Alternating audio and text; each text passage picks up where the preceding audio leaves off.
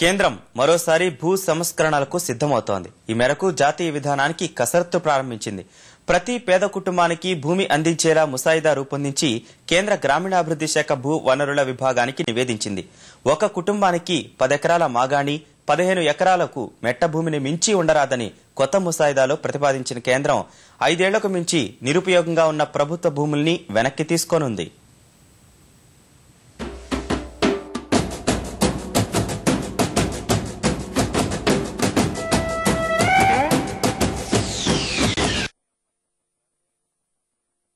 కొత్త భూ సంస్కరణల్ని తీసుకొచ్చేందుకు కేంద్రం ప్రయత్నిస్తోంది. దేశంలో భూమి లేని నిరుపేదలు 31% మంది ఉన్నారని గుర్తించిన కేంద్ర ప్రభుత్వం వీరికి భూముల్ని పంచేందుకు సంస్కరణలే మార్గమని యోచిస్తోంది.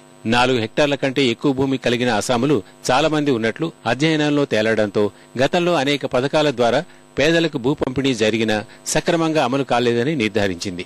సరిహద్దు సమస్యలు, వారసులకు బదలాయింపు, ఆక్రమణలు వంటి సమస్యల వల్ల గతంలో ఆశించిన ఫలితాలు రాలేదని గుర్తించి ఈ సమస్యను అధిగమించేందుకు కొత్త సంస్కరణలే సరైన మార్గంగా భావించి వీటిని అమల్లోకి తెచ్చేందుకు సిద్ధమవుతోంది.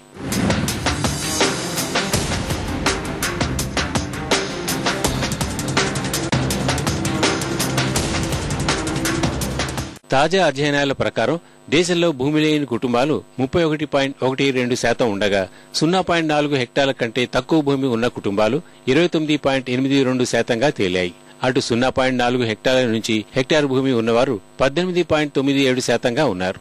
1 నుంచి 2 హెక్టార్లు ఉన్న కుటుంబాలు 10.68%, 2 నుంచి 3 హెక్టార్లు ఉన్నవారు 4.22% కాగా 3 నుంచి 5 హెక్టార్లు ఉన్న ప్రజలు 3.06%, 5 నుంచి 10 హెక్టార్లు ఉన్నవారు 1.6% ఉండగా 10 హెక్టార్ల కంటే ఎక్కువ ఉన్న కుటుంబాలు 0.52%గా తేలారు. 10 హెక్టార్ల కంటే ఎక్కువ భూములున్న వారి దగ్గరే దేశంలో 11.77% భూములు ఉన్నాయి. భూ సంస్కరణలు తీసుకురావడం వల్ల అణగారిన వర్గాలకు న్యాయం జరుగుతుందని భావిస్తున్న కేంద్రం ఇందుకోసం పలు ప్రతిపాదనలను ముసాయిదాలో చేర్చింది. ప్రతి రాష్ట్రం సీలింగ్ పరిమితిని సమీక్షించి 10 ఎకరాల్లోపు నీటి ఆధార భూముల్ని, 15 ఎకరాల్లోపు నీరు లేని భూముల్ని గుర్తించాలి.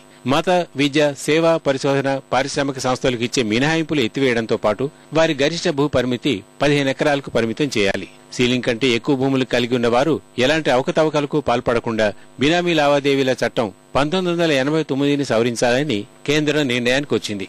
భూదాన భూముల్ని గుర్తించి వాటిని పేదలకు పంచాలని ముసాయిదాలో ప్రతిపాదించింది. ప్రజా ప్రయోజనాలకు, పరిశ్రమలకు ఇచ్చిన ప్రభుత్వ భూములు 5 ఏళ్లుగా వినియోగంలో లేకుంటే వాటిని వెనక్కి తీసుకోవాలి. మత సంస్థలకు ఇచ్చిన భూముల లీజును పేదలకు అప్పగించి ఆ రాబడితో సంస్థలు నడిచేలా చేయాలని ప్రతిపాదనలు సిద్ధం చేసింది. ఈ సంస్కరణల్ని సక్రమంగా అమలు చేసేందుకు గ్రామ స్థాయిలో భూముల్ని నిర్దిష్టంగా గుర్తించాలి. సర్పంచ్, రెవెన్యూ అధికారులు, వివిధ సంఘాలు ఆ గ్రామంలో భూముల వివరాల్ని పంచాయతీ కార్యాలయంలో పెట్టాలి. ఆ తర్వాత గ్రామాల వారీగా లబ్ధిదారుల్ని గుర్తించి గ్రామ సభల ద్వారా అర్హుల్ని ఖరారు చేసి భూ పంపిణీ చేయాలి.